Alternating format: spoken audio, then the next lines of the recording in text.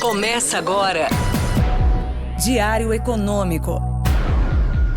Um oferecimento do Canal Rural. Uma análise das principais informações que impactam os mercados, a economia global e do Brasil. Apresentação Marco Caruso. Fala pessoal, bom dia. Hoje é sexta, 11 de agosto de 2023 e esse é o seu Diário Econômico. Os mercados tinham gostado da inflação americana, que saiu ontem levemente abaixo do consenso, mas o dia acabou terminando pior do que começou em vários ativos. No acumulado em 12 meses, a inflação americana subiu 3,2% em julho, ligeiramente abaixo dos 3,3% que o mercado esperava, só que acima dos 3% que a gente tinha visto no mês anterior. E aí, na largada em Wall Street, o S&P 500 chegou a estar ganhando 1% logo depois do CPI virar público, mas acabou fechando no 0-0. O otimismo dos investidores com o fim do atual ciclo de aperto monetário continua lá nos Estados Unidos e tem permitido que a narrativa de pouso suave da economia americana siga predominando nos ativos.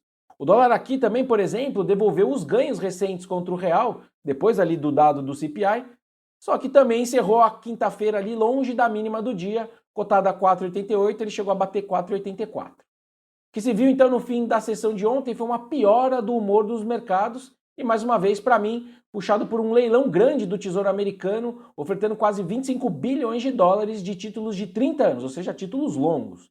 Isso acabou dando uma puxada nas taxas desses juros mais longos, de uns 10 pontos lá nos Estados Unidos, o que acaba machucando os demais ativos. O que se viu por lá e por aqui também, então, foi uma curva de juros que acabou ganhando inclinação de novo.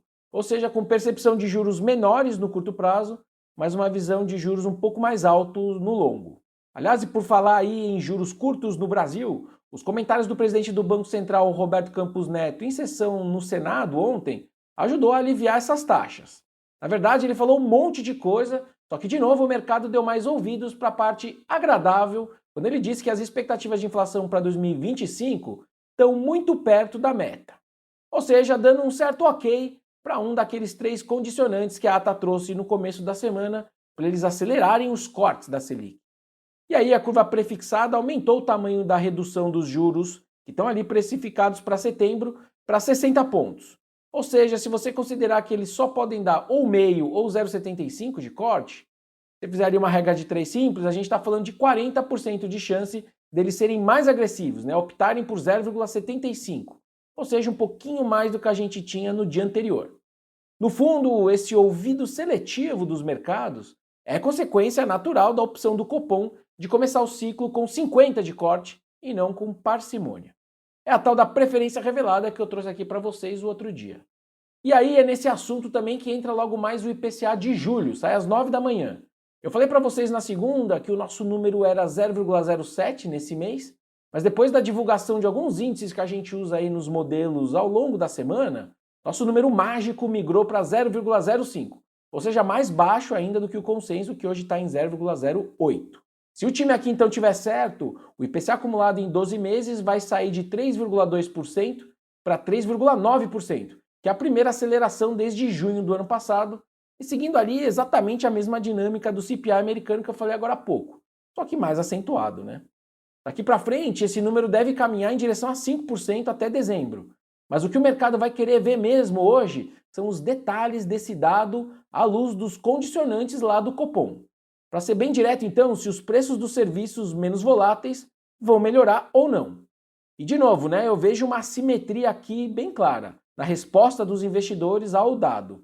Se a gente vir uns serviços ali mais alto, o estrago é relativamente limitado na renda fixa. Agora, se a gente vir um serviço mais bem comportado, aí a turma vai empurrar um 0,75 de corte de Selic para cima do Copom, bobear já em setembro. Água morra abaixo, fogo morra acima. A curva de juros quando quer ceder, meu amigo, ninguém segura. Para terminar, não podia deixar de atualizar vocês do nosso PIB com o fim ali da divulgação dos dados de atividade do segundo trimestre que tanto eu comentei ao longo da semana. A atualização é que não mudou nada. A gente segue ali com um avanço estimado de 0,3% de PIB contra o primeiro trimestre e um crescimento abaixo do consenso de 1,9% para o ano fechado de 2023. Esse número pressupõe um segundo semestre no campo negativo. Por hoje é isso, turma. Bom dia, bons negócios e sorte sempre. Você ouviu Diário Econômico. Um oferecimento do Canal Rural. Uma análise das principais informações que impactam os mercados, a economia global e do Brasil. De segunda a sexta, às 6 da manhã, no Spotify e YouTube.